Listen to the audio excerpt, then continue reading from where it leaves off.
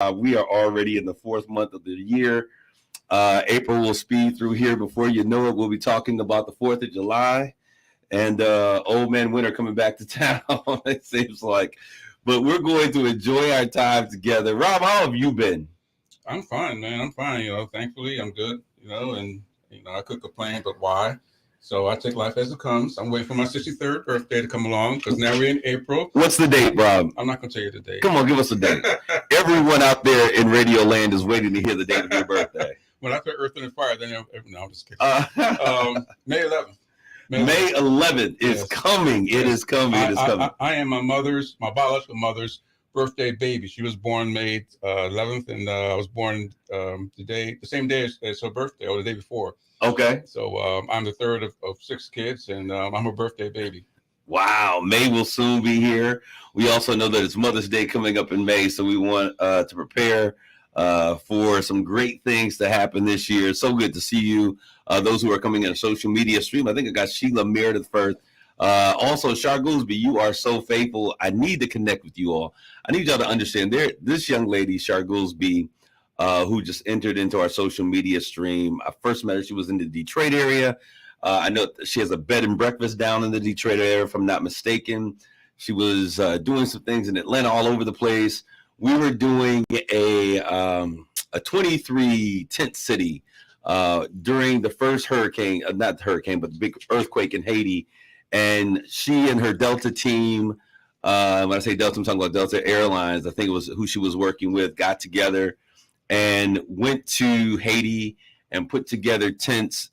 Jay Rich, your guy here, had donated tents and things, and they went down there and made a tent city, temporary shelter for those individuals who were impacted by the earthquake. So not only that, but she is a phenomenal woman, great with etiquette and grace and those things. So we're going to be getting with her because it's necessary for our young kids to be able to have those social graces in the community. She was the first person I've ever seen, Rob. We were in a basketball camp, and in the middle of a basketball camp with, I think it was Jay Rich, Chris Paul, and Steph Curry, she stops and she teaches the young people how they need to introduce themselves on the court. And it was such a powerful moment. And I certainly want to thank you, Shar, for all that you do and continue to do in the lives of young folks. I think her daughter has a little brown black doll. Put that information in there regarding your doll that you have, the little brown doll or whatever it was that you were doing. So I'm glad to have you there. But we're going to talk a little bit. And then there were two. You know, I am a basketball head. I love college basketball, college sports. The NCAA tournament is winding down.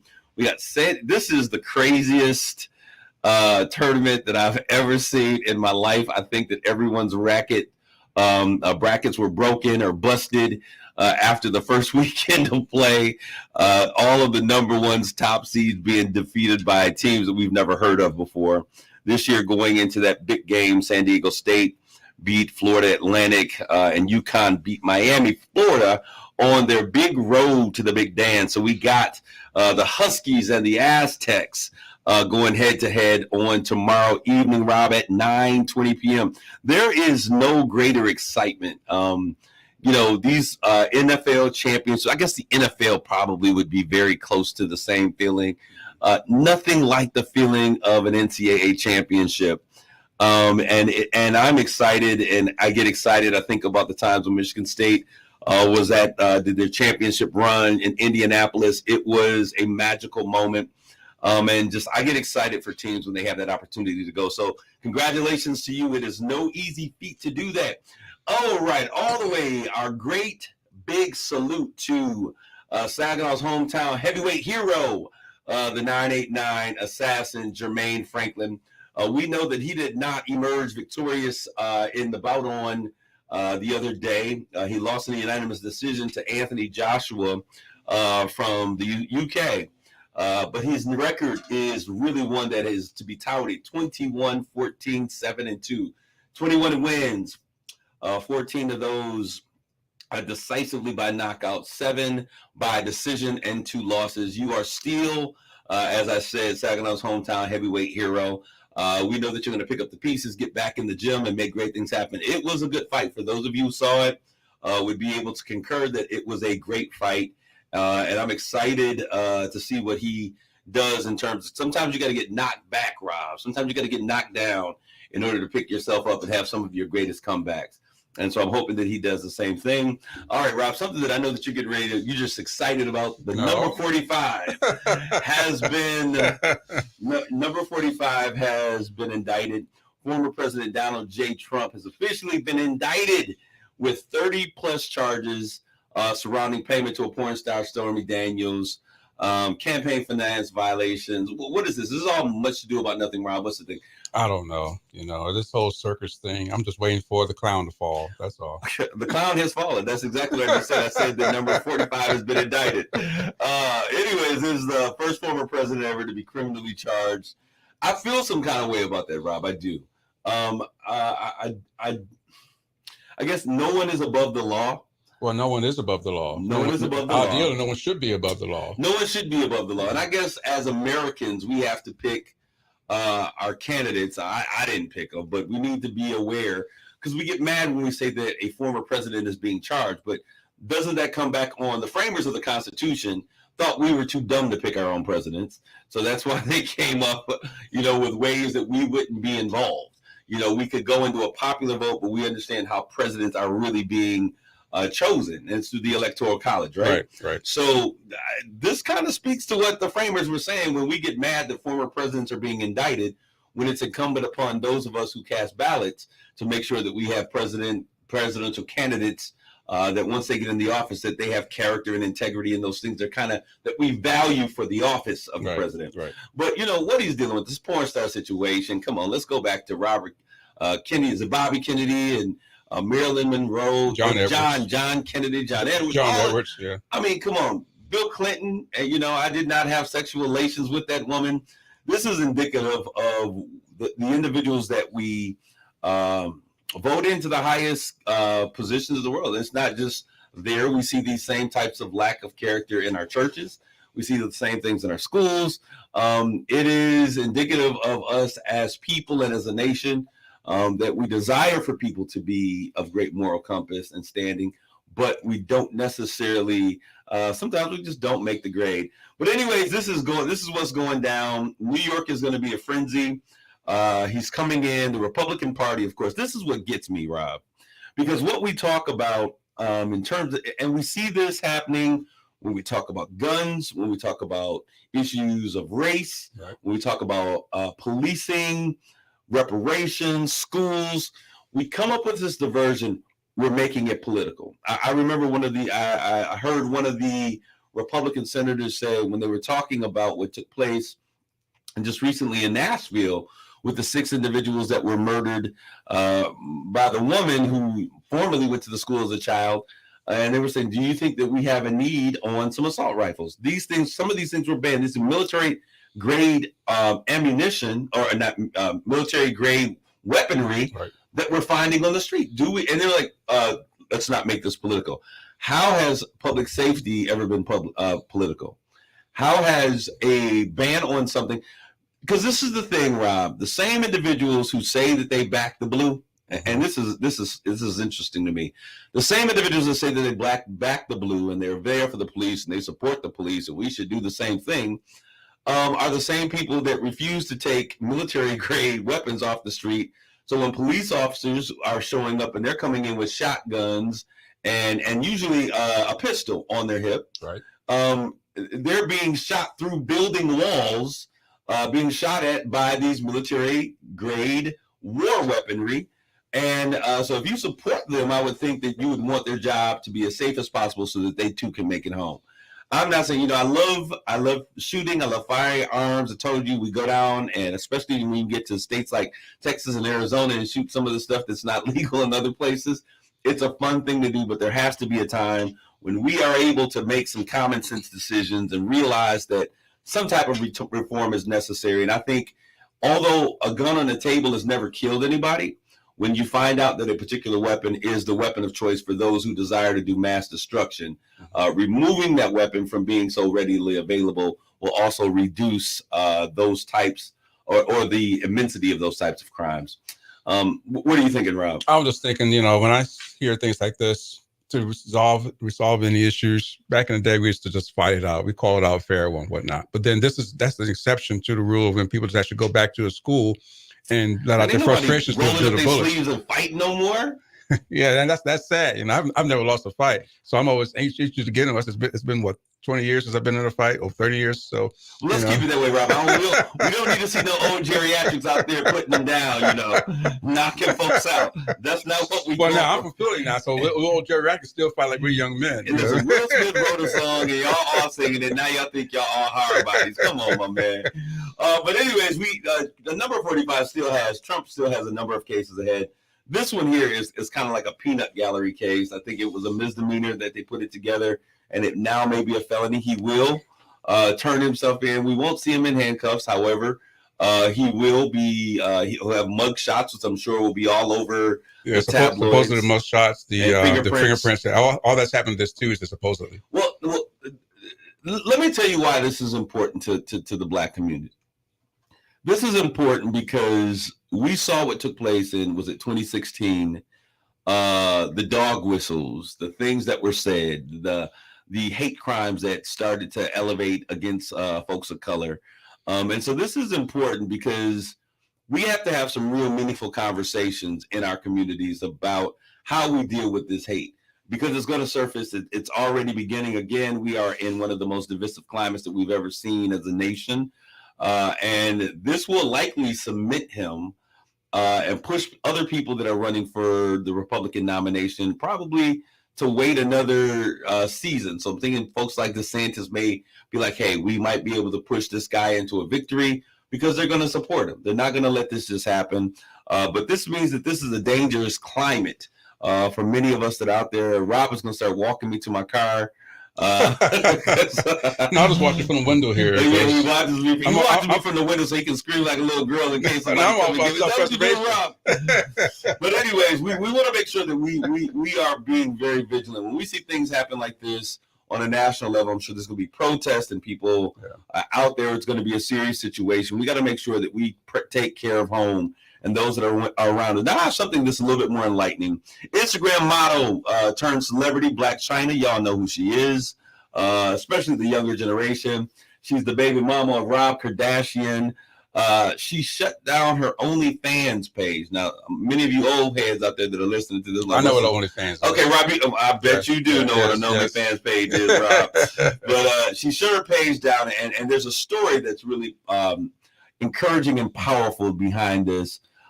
She's going through an awakening of sorts. Oh, she's going through an awakening of sorts. She shut down her OnlyFans. On last year alone, I think she made over $250 million from her own. She is one of the top earners in this field. She shut it down, which is one of the social media platforms. You know, people can pay to come in, and you usually racy content or fetish content or whatever they do. I don't know. I've never been on there, but I understand what the platform's basis is. You're right. That kind of content is there. Okay. Yes. And so she's been reversing plastic surgery. She removed the injections or the fillers in her cheeks, in her lips, in her chin. And she's actually really a much more beautiful girl. But she said that she did it because she was insecure. And being in Hollywood, she felt like she had to be perfect. But in this spiritual awakening that she's having, she says that she understands that she was created the way that her creator wanted her to be. And so, they showed a picture of her being baptized by her pastor. She's now reading her word, getting to Bible study, and she says that she wants to encourage young women to be okay with the way that they are, that they don't need all of these things in order to be beautiful, because they're beautiful just the way they are. I think that's an amazing story. She needed religion to do that, though? I mean, she needed what? She needed religion to do that? Well, no, she didn't need religion, but it is a key piece of what she is going to do. Okay. Now, Rob, we will save your opportunity to give your piece about the church. No, I'm just when we get into our conversation. At this moment, I wasn't going there. At this moment, Angela, I think her name is Angela White. She used to be Black China. She's going back to her government name, which is Angela White. She is, she's saying that she's finding her faith and she's building her relationship with her Heavenly Father. And I think that's her coming back to her centered place. and the place that she feels most comfortable. And I think it's absolutely amazing. She's been trolled on the internet saying, oh, all of them sins and all of this stuff you do can be, removed by one, washing. You think that water's going to be clean, all of that up. But the fact of the matter is this young woman is coming to the awareness that she is good enough the way that she is. And I think that's a powerful statement for all the little girls that are out there in the world, white, black, brown, purple, Puerto Rican, and Asian, who don't feel that they are good enough and feel that maybe they got to be lighter, maybe their lips are too big, maybe their bodies are too frail, too small. But it doesn't matter what Hollywood says. You have to have the internal fortitude to know that you are fearfully and wonderful made, just the way that you are. So I salute her. I'm going to ask y'all, I'll pray for her. You're bringing so much clarity to all of these issues, my friend. I certainly greatly. Joyce Graham, so great to hear from you. It's been a minute. Dr. Graham, Char goes great for her. She has decided she is enough. And, you said something, Char Goolsby, she's in the social media stream. We were in Orlando and she was on a panel for Tom Joyner or something. And you said something that stays with me forever. And I say it like I wrote it like yesterday. That when we get to a point that we understand the importance of giving our children our all, that the time that we spend and we invest in our children really is so important to their development in terms of how they become individuals, we'll understand that our children deserve the best of us instead of giving them what's left of us. Shar, you said that a number of years ago, and that has stuck with me through these years. It is a power testament to the power of one. And I want to encourage, as we talk about today's session, good to see you, Jeffrey Bulls. Good to see you too. Belated happy birthday. I don't know, what are you, about 25 years old? Because you got a strong hairline. You got the strongest hairline of any black man I've ever seen in my life. But belated happy birthday to you. But when we begin to realize how important we are, we'll begin to understand, Rob, what I would consider the power of one. The power that one individual can make by simply spending time to share and to influence the life of a young individual. And it is absolutely amazing. They become incredible human beings when we take that time. Yes, Shar. No, it wasn't that my memory is so incredible. It was that was such an impactful statement in that moment. So I thank you for everything that you do. What is the call-in number, please? Rob. I was going to type it on here. Okay, Rob's going to throw the call-in number. We're going to have you, Shar, if you'd like to call in, because I know that you have nuggets of wisdom that I would love to have you share. And we are taking live calls, and so this is a great opportunity. We're going to put the call-in number in just 1 second. If you have it, you can be sure to call in when you have a moment. All right, so I want to talk about really quick Hope Springs. These are some announcements that are happening. At Mount Olive Baptist Church, Mount Olive and Versiti Blood Centers are having Hope Springs Eternal Blood Drive. This is a Holy Week Blood Drive Thursday. That would be this coming Thursday, which many of us refer to as Maundy Thursday. We've heard of Ash Wednesday, but most people don't know about Maundy Thursday. That is when the Last Supper took place. Well, there's going to be a blood drive here. Holy Week Blood Drive Thursday from 2:30 to 7 p.m. at Mount Olive Missionary Baptist Church. That is on 6th Avenue. If you would like to participate or to donate, please call 866-MY-BLOOD. That's MIBLOOD, Michigan Blood. 866-MY-BLOOD, MIBLOOD. Appointments are preferred. Walk-ins will be welcome.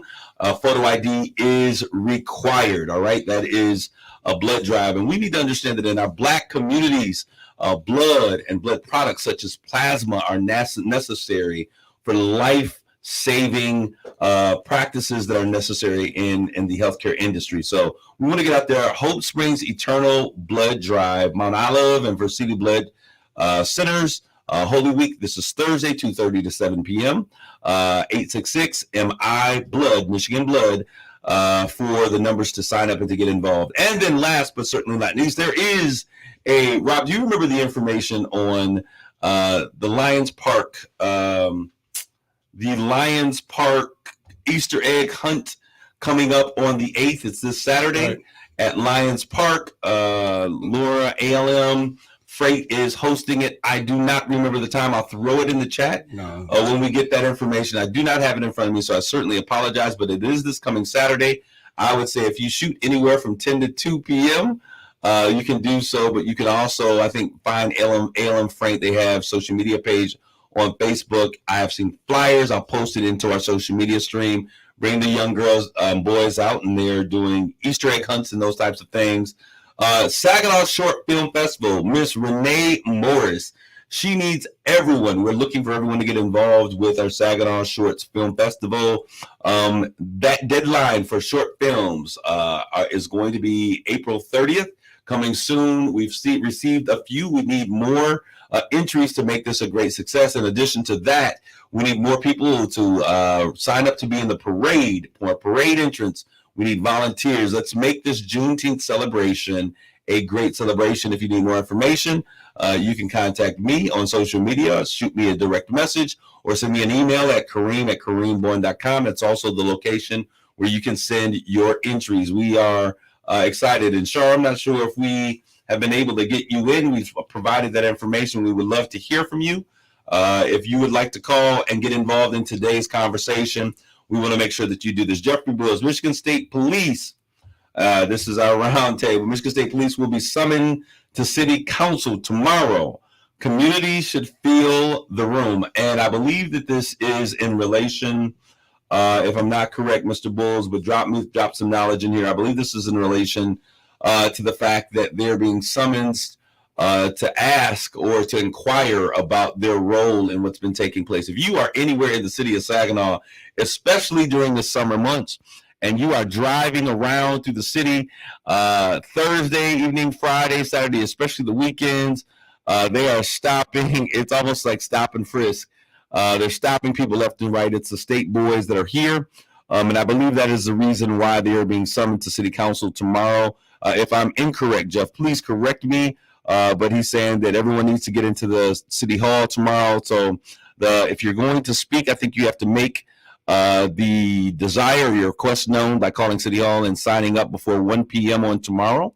Let's get involved. We must get involved, not just when there's something on the table that we need to talk about, but we need to get involved and stay involved. We're going to take a quick commercial break here. When we come back, we're going to talk about this. Is the church still relevant?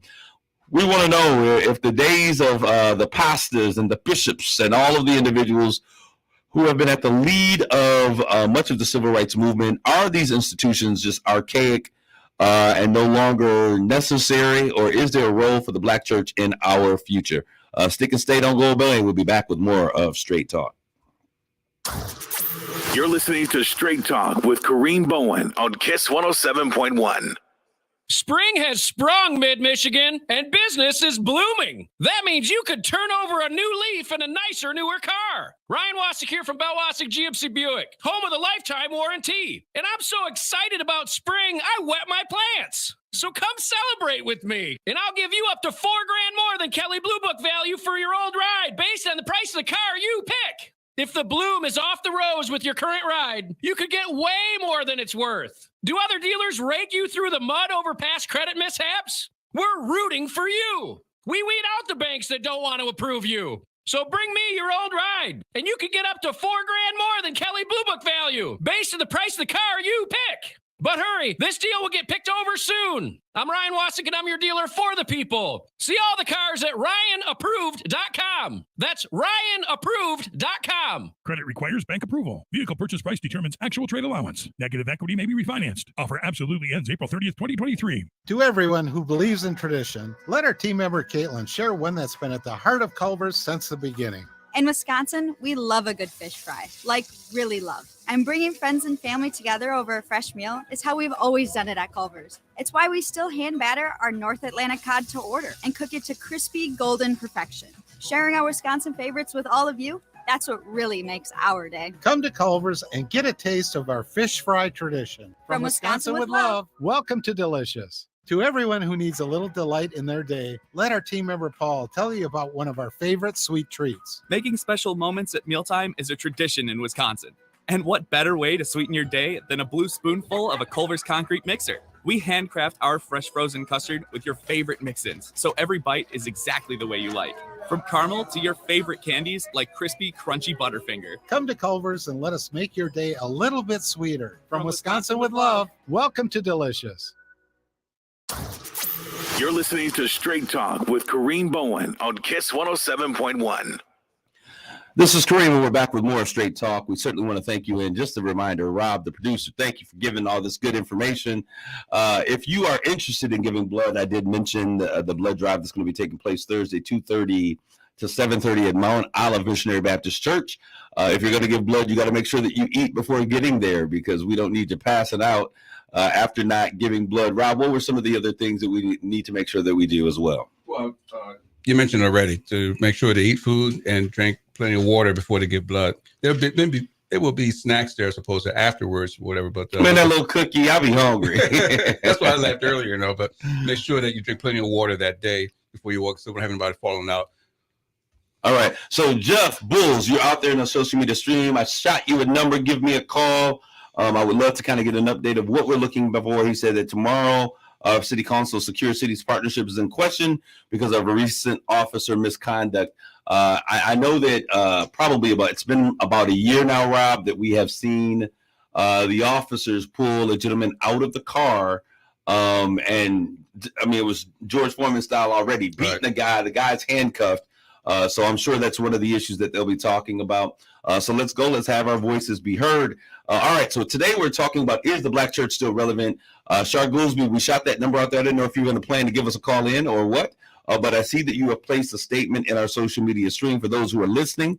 Once again, if you'd like to call in, our number here is 989-921-7107. I would love to hear what you have to say. 989-921-7107. Let's get into this conversation on today.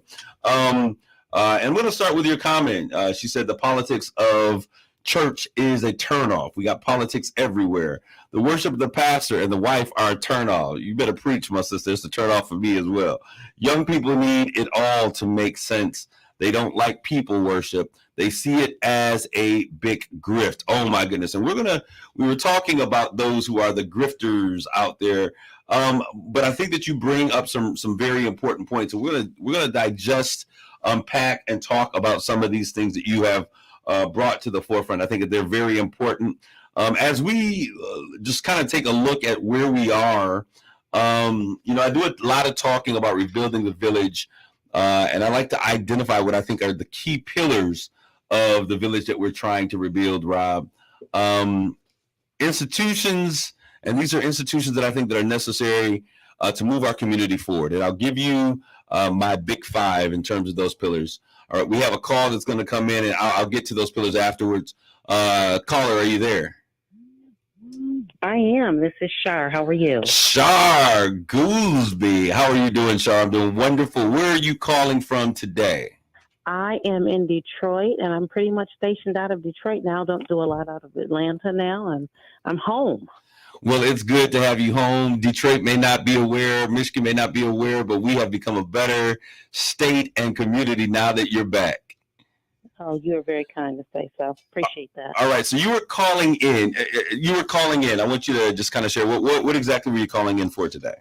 Well, I was responding to your conversation about the church. I mean, there's a lot of things that we can talk about, but this has just been very present for me as I run into a lot of young people who are really turning away from the church, and just listening to some of their opinions about the church and why they're turning away from the church.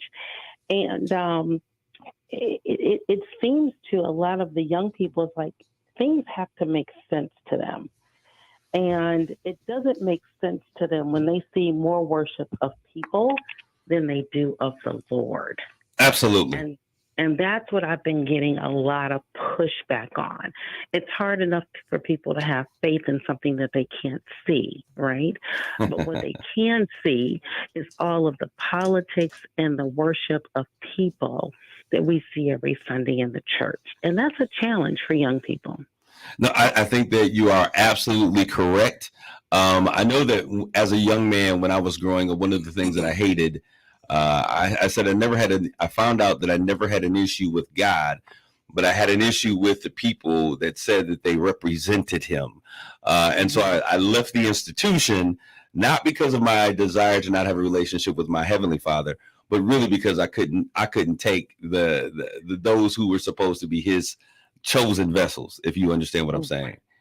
I do. I understand exactly what you're saying. And all too often, especially in the larger organizations that I won't name, but, where you have, bishops and elders and watch out now and this and that. You've got all this hierarchy in the church, and it's just too much for these young people that you have to go through all these levels and do all of these steps to get to Jesus. Well, let me say this, Shar, because if we were to read and take a look at what the good book says, the Bible does lend itself to hierarchy structure. It's not, it is a well organized. The church, when we look at it, is an organized vessel. It is strategically aligned that way. Not for the purpose of giving lordship or godheads to anyone. But if you look at the Bible, it talks about the role of a deacon. It will talk about the role of an overseer or the role of a bishop. It'll talk about who ministers are and what they do and how they should operate. So there is a hierarchy structure. But the problem is, much like the LGBTQ community, we get mad at them because, we say they got pronouns, her, she, him, there, and we were like, this is just retarded. But if you look at the church uses those same labels to define who they are and what they are able to do. So we have to understand that a title does not define who you are. It defines the type of work and the level of the work that you're supposed to be doing for ministry. You're a servant. The word minister means to serve. And so I definitely agree with you. I think that we have to do a better job of speaking up and sharing and being clear that this is not about man worship, it's about God worship. But we've seen the former too much. I want you, while we have you on the line, I want you to just share a little bit. I know this is not on topic, but I believe your daughter, or she created a doll, or you created a black doll. Yeah. So we wrote a series of children's books. The first one called Finding Heaven. You can still find it on Amazon. And we did that in response to there not being a lot of Black literature for young people to read that really spoke to who they were and the greatness of who they were. And then we also developed a doll to go along with that. Now, we haven't done a lot with it lately, but you're speaking about this now is kind of like the nudge that God keeps giving me that I need to go back and readdress this. But it's called Finding Heaven. It was written along with myself and a young lady named Tracy Ricks, who's an excellent writer. She really helped me. She's more of the writer than I am. And it's called Finding Heaven, since we're talking about religion a little bit there. And I think that you will, young people will really enjoy it. I'm happy to get you some copies up there so that you can share them with some young people. That would be great. I certainly thank you for calling in today, Shar. We'll be in touch really quick about those etiquette classes for young boys and young women. We certainly appreciate the efforts that you're doing and the impact that you're making. Thanks so much. All right, you guys take care. Take care. All right, Carla Mathers, she is in our social media stream. I think that people are turned off from the church because people want real results. She goes on to say, we want men and women that actually hear from God. I agree with you 100%. And I think that one of the things and the best ways that we can get those is when people who are a part of the community or church communities show up and you're involved. And when you're involved, your word goes a long way. It's easy to stand on the outside of a glass house and throw rocks, Rob. But when you really want to make change happen, you get inside the system. Someone told me one time that the best change or the best way to effectuate change is to be actively involved in the process. That way your voice has more than just, it's no longer just a commentary or an insult or targeted words against. It's being seen as a part of the system to make the system better. And this is what I say about every area of life, politics and everything in between and the like. I don't like politics. I'm not a political person. People say, Pastor, Kareem, why don't you run for mayor? Why don't you be involved, become a city councilman, run for public office? And that's not where I was called to. However, I do believe that as a believer, I have a civic responsibility. If you live on the planet, you have a responsibility to be involved with the systems that operate and that govern your system. If you're not a part of it, shut up. Be quiet. It's very simple. If you don't want to be involved, then you don't have the right to criticize something if you could be if you can help that way. And I'm not saying that you got to be a part of the church, but I'm saying being a part of the community. Go out and feed somebody, go clothe somebody. And there are many ways for us to get involved with what's taking place. So why are you giving me that look? You give me that look like I'm really thinking about what you're saying over here, my man. Well, I've always considered politics and religion to be in the same bed, because you can't do one without the other in many cases. Wait a minute, say that again. You can't do one without the other. Politics and religion are in the same bed. Okay, explain that. I am. In church, the way I've seen things, and my brother happened to be a minister, and I got to observe a lot of things that he did. My foster brother, that is. You have to know how to play the game of getting along. And we talked about compromise a few weeks ago. Pastors have to compromise with the deacon board, the trustee board, and vice versa. They have to compromise with their congregation with certain things, whatnot. The whole meaning of who they are and how they're looked at in terms of their morals and standing, whatnot, is a compromise. Well, I can't let my congregation see me smoke a cigarette or see me hang out in this particular hill. That's a political thing, because you're doing something on their behalf. It's not necessarily so much a biblical thing or a religious thing, but you're doing something because you're playing political, so you look good. That's a political statement within itself. You have to look good so you can keep your job and be respected and earn the respect of the people that hired you, the trustee board, the deacon board, who voted you in. And anyone who's been to a church meeting, an annual church meeting, knows that's politics there too. You can vote on, the congregation can vote on, this, that, or the other. We're going to take so many, you have to be a member, you have to pay dues in order to be a member of this church here, or you don't have to pay dues to be a member of this church here. Those things, we have voting and whatnot. That's a political action right there. So there's some kind of politics. It may be a religious politics. You may not call it politics, but in a way, you still have to play politics to some degree. It may not be on the same level as actual politics we use when we want people to lead us, in a government, but it's still a political situation, in my view. All right. You said a whole bunch in that little bit, but I'm going to see if we can unpack some of these things. And I think that you're pointing to the point of what Shar puts in the comment. Leadership needs to be good examples. They are held to a higher standard. Today's young people throw off the whole thing when they see a human failure in a pastor. And that's very, you said, the two of you have said so much. I want to kind of address those things because I think that they're important things to discuss. The first thing I want to say is that a church should never be a compromising business. A pastor should never be a pastor who compromises. Ideally. Okay. Right. But this is what I'm saying. And you're right. I don't think that it should be a place in which they compromise. I think the better word for any church that operates under a spiritual authority is that it has to be a church that collaborates. I always tell those individuals that are part of our leadership, whether they're deacons or ministers or women in ministry or whatever those leadership positions are, that we are a collaborative partnership. I think that when we say that we compromise, it leads or gives me the indication that we're somehow not getting the best out of what a situation is. But when we collaborate, that means that we take the best pieces of everything that we're saying and utilize those for the benefit of the system. Another thing that you were saying is really in line with what Ms. Goolsby was saying. If there are certain things that you do that you have to hide or you feel that you cannot be, then those are character issues. And I think that one of the issues that we've had for a long time is that we've had a lot of characters in ministry. And I'm not saying that anybody is perfect. That's not what I'm saying. But that's right there, though. That's the whole idea, though. Ministers are put up to a certain standing. And let me finish this because I wanted to listen. And I think that you're saying something that I want to make sure that we compromise, that we collaborate. That we what? Collaborate. Not collaborate. That we make sure that we bring the point home. I can't think of the term that I'm looking for. But anyways, and it's the fact that we make. To the point of Ms. Goolsby, we make gods out of pastors. I'm going to tell you, when I became, one of the things I didn't want to be a pastor, one of the reasons I didn't is because I saw that people think that pastors walk on water. They think that pastors are, they are God. And I think that there should be a greater, how should we say, we should expect and have a desire and place a demand on great moral compass and character from our leaders, especially our spiritual leaders.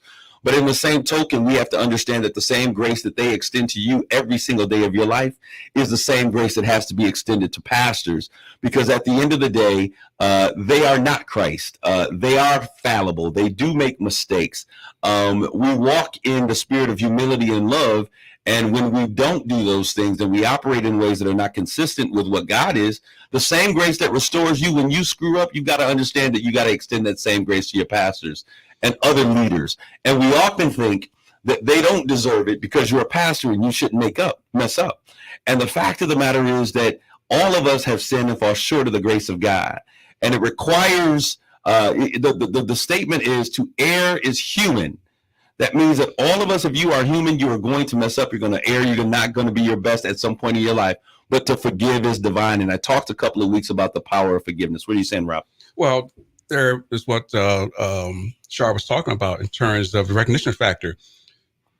Why is it that we have to have the right bishop so-and-so or Reverend so-and-so? Now, I know you come in and, you do your show. You never introduce yourself as Reverend Kareem Bowen. Right. You just say, I'm Kareem Bowen. Absolutely. You never say, I've never seen you put a title. I've never seen your title before your name. But some people trip off on that.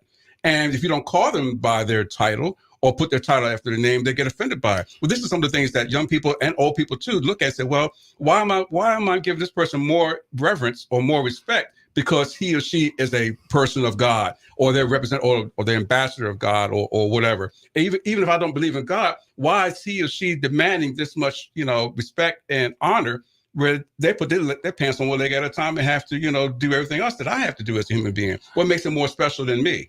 Well, and I think that's very important as we talk about the relevancy of a church. I wanted to give you those 5 areas, and I'm going to come back, Rob, sure, and come back to the point that you're making.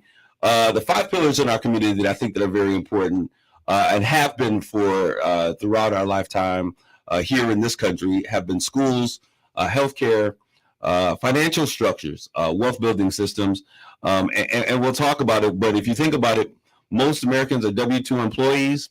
That means that the government says they don't trust you. They're going to pay themselves first. Then they're going to pay you. And then from what they pay you, you then save, spend, and sow, right? There is an entrepreneurial spirit that I think that we must really begin to teach in our communities.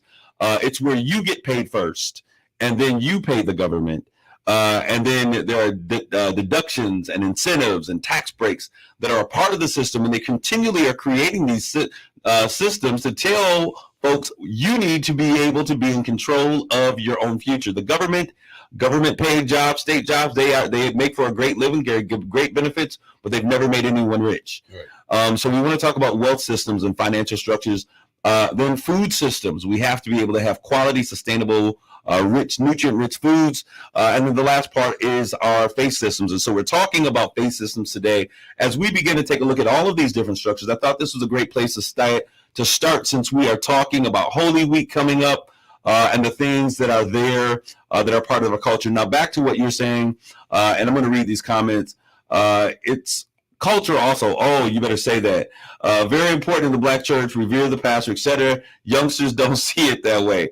I didn't see it that way. You can only do that through a business. We don't set up businesses. You're absolutely right. So back to the point that we were making, Rob, that we were talking about earlier. As we look at churches, and I'll say this, we have made gods out of pastors. Some denominations are more. We had one of my members came over from another church, and she was like, "But a pastor, we got to ask the pastor." I'm like, "You're gonna drive the pastor crazy." And one of the things I think that is so very important is that Christ always taught. When we look at the person of Christ, he taught people to be critical thinkers. He taught them to think for themselves. He taught them to use the word, hear the word, apply the word to your life, and then you determine what are the results of you applying the word to your life. And then if your heart and your spirit feel like you're in connection with your Heavenly Father, then that is what you do. I think we've gotten to the point that the church has failed to realize that there's something that's called the regenerative process. It is when the person is changing and we make them become little icons of the pastor and the people that are in the church, when the fact that the church is a hospital. So the church is a place where people who are hurting, who are sick, who are broken, are supposed to come for healing. It is the place, the house of God, the house of prayer. And we've made it a bless me club. And so that's one of the things as a pastor that turned me off. I left the church for a period of time. And I said I was going to become a Muslim, and I started studying Islam because I didn't like what I was seeing in the church. But the spiritual aspect and the connection to my Heavenly Father was the thing that brought me right back. And so I think, once again, if you're going to make change, you make change by being a part of that system. And so I desired, and personally, I can only tell you what I do. And I know that there are other pastors out there who do the same thing. I'm not the only one. Our endeavor is to break the mindset of many Black folks, because Black folks put preachers on pedestals, then we talk about them when we put them up there. Right. We have to break the mindset. One of the integral pieces that I thought was so powerful about Christ was that you did not know when it was time for him to be arrested and the centurion guards came, they didn't know who to arrest. You know, he wasn't sitting in a Bentley or in the big chair with the big back with, you know, made of plush. He wasn't the one that had the gold diamond earrings and the Louis Vuitton bags with the, you know, gold nugget bracelet. That they could not tell who he was from his disciples.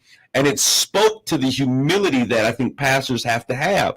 You know, I've had a luxury sedan before. When that thing got in an accident, I said, you know, I want to try a Jeep. And people were like, you know, you don't drive a Cadillac like the other pastors. No, I'm not a Cadillac dude. You know, and so we've got to get to a place that we take away. First of all, we got to pull our fangs out a little bit and let's give a little grace all the way around. The church has to now understand that what made it so powerful is that the church is a microcosm of the community.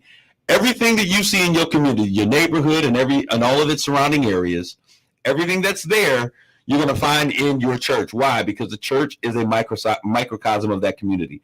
So if it's in the community, you're going to find it in the church. So don't be surprised when people disappoint you. One of the hardest things that we must understand as we continue in this faith, the church was not meant to be perfect. It was meant to be an example of what happens when imperfect people, when imperfection meets a perfect Savior, who then is able to heal our imperfections and restore us from places of bondage and set us free in the process. And so we've kind of had some confusion about what it is that we are doing when we come to church. Bless Me Club, wow, great description. People are desperate for hope, for a good word. They see a pastor, they cannot see Jesus. Yes, Robert, we're going to say something. That's not, let's make sure we're talking about not just the Black church, but all churches in general. Because no, we ain't talking about all churches. We're talking about the Black church. Well, I'm you may be talking about all churches, but I told y'all on this show we are talking about communities of color. Okay, then, aka Black folk. Okay, then let me put it this way. Then let's say the Black community is emulating the so-called white community of the church or whatnot. You can look at Catholics, for example. You can look at the Pope. All the pomp and circumstance, whatever they put on there, the gold, the riches and whatnot. Black people are doing the same thing. And I think a lot of it has to come from just basic fear. Not so much reverence, but fear. Because every Sunday you say, well, I want to make sure my pastor, my shepherd is looking good, driving the best car, in the best house, etc., getting a good salary or whatnot, because he's the man of God. Well, I look at it. Well, if you're a man of God, then you should be the most humblest person in that church. As the leader, you're the humblest person. You don't need, like you said, the Cadillac or the $500 suits or whatnot. But you don't need them. But if you're a person like I am who works for a living, I'm not talking about that because they're I'm saying they're pastors. They're people who are legitimately buy those things. Absolutely. But I'm talking about people who actually throw these gifts upon them or insist at church meetings and whatnot. We need to pay our pastor not $100 a week, but $500 a week because of this, to keep him looking good. Because sometimes it's a competition. Mount so-and-so church may be versus the other church in another city. Well, my pastor looks good, better than your pastor. Or he's in living better. I hear these things in the community from time to time, and I heard them all my life, with this competition factor between churches and between whose pastor is better, which choir is better. And so we adorn them with all these riches and all these things to make them look good. Well, a lot of that stuff is FAKE, fake.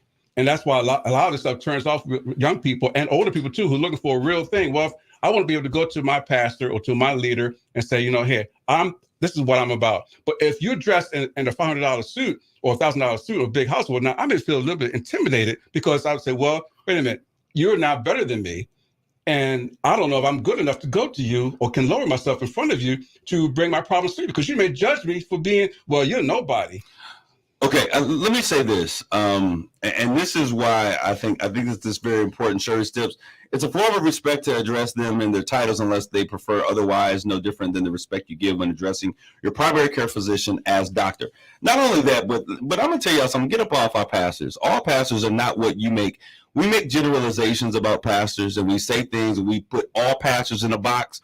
But when I look at the people who are sometimes serving or operating in communities, come on, ain't none of y'all perfect either. Let's be real about that. Right. The other thing is that we are now entering into a generation of people that are different than what we have seen in times past. I do believe that there was a time when pastors would take, they would take the tithes, the offering and everything, and pastors, that was when we were functioning in that capacity. We now have pastors who are degreed, who have educations, who have careers. I've had a career my entire life. I've been self-employed my entire life before I ever came to a church. As a matter of fact, I probably put more money into the church and you're more I the get exception back from the church. And I think that I'm becoming less of a growing exception for many young people who have found it important to go out and to get educated. Not only does my service stop with my church, but I understand there's a new philosophy that exists. And what I want to ask and say to the community, you've got to give, as you give everybody space of grace. You go to your favorite restaurant, they screw up your food. You don't stay away from their restaurant the rest of your life. You may stay away for a little bit, but then you go back and you give them another chance. Right. Because it's something that you understand that sometimes people just mess up and get it wrong. Right. We need to have that same type of grace allotted to churches. Churches mess up, we get mad, we tell 10, 100 folks about what's wrong, but we don't talk about the fact that when our lights were getting ready to turn on, it turned off, that church assisted us. We don't talk about that when little Ray was out there in the streets, the deacons tried to talk to him, they wouldn't listen, he ended up dead, and the pastor had to come and eulogize little Ray. We don't talk about the times when they're there for us in the community, when they marry our children. If you don't like the church that much, and I say that you need to be buried in a funeral home. Don't come to the church. If all you can do is criticize, then make sure that your final arrangements on this earth, your weddings and things of that nature, are done in funeral homes and exotic locations. So people leave, they go to other churches though. But what I'm saying is that we cannot be so quick to not allow that spirit of grace, because there is a generation of people who are out here. I don't care what anybody says about me. You can say what you want to about Pastor K, but the fact of the matter is, if you know me and you are part of our community of believers, we believe that the greatest thing that we can do is to be the hands and feet of Christ. That means that we have to be in the community, hugging folks. We've got to be in the schools, being involved. And the way that I've decided that I am going to effectuate change and hopefully inspire other brothers like myself, and there are other folks out there doing the same thing, is to get involved. If you talk to Dr. Roberts, he came to my appreciation service. He says every single time that I call, I'm calling with some way to help to build the solution. I'm not begging for stuff. We're trying to figure out how we can get involved. If you're out there and the church isn't doing the work, then you get your little bitty pity pat hands together and you begin to make a change. We need this as a vital structure in our community. I'll say this, and I just wanted to say, y'all cut some of these pastors some slack. Now, some of them, y'all know they doing wrong, and you doing wrong, and you see they doing wrong, and you won't say anything, and you are a party to keeping this philosophy and this bad ideology of what a church and a pastor is about. I say, if you see something, say something. Ain't that what we say about everything else, right? That's my point. I was speaking about everybody. I was speaking about the churches, those churches you mentioned there that are doing things for their selfish reasons. They're making the rest of you look bad. So that's my point. And so my question is, what is it that you want from a church? What is it that a church needs to be, or you desire a church to be in your community? I mean, what is it that you want them to, and it's not about pastor bashing. It's about where you think that the church needs to place some emphasis. I think that we got to get back to a place of reverence and holiness. One thing that I'll tell you, Rob, that I really believe is that we've gotten to a place that we do so many gimmicks. We got to be relevant. And the fact of the matter is, the gospel of Jesus Christ, it doesn't need a hip hop beat. It's relevant in and of itself. It's timeless. And we brought so much of the world into the church, thinking that we're going to draw the world, that the church now looks like the world. and the world is looking for a beacon of light and a beacon of hope. I hope that we are getting to a place that we understand something. This is what the challenge that I would like to give to each and every one of us that are out there. And I say this irrespective of what area of religion, and I don't get in. I'm not a religious person. You know, people say, Pastor, I'm not a religious person.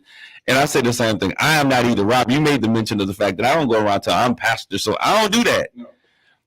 I want you to know me as Kareem, because my greatest calling or my greatest election was just a brother, to be accepted in the kingdom of God. So I'm a brother first. Then I want people that as we interact and we connect, that you recognize that there's something that may be a little bit different about me. And I'll tell you, I'm not a perfect man, and I don't strive to make people think that I'm perfect. I strive toward perfection. But I need you all to understand what I would like us to do during this Holy Week. As we're entering into what I consider the hallmark of Christendom, of belief in a Savior named Jesus, Yeshua, Messiah, whichever you refer to him as.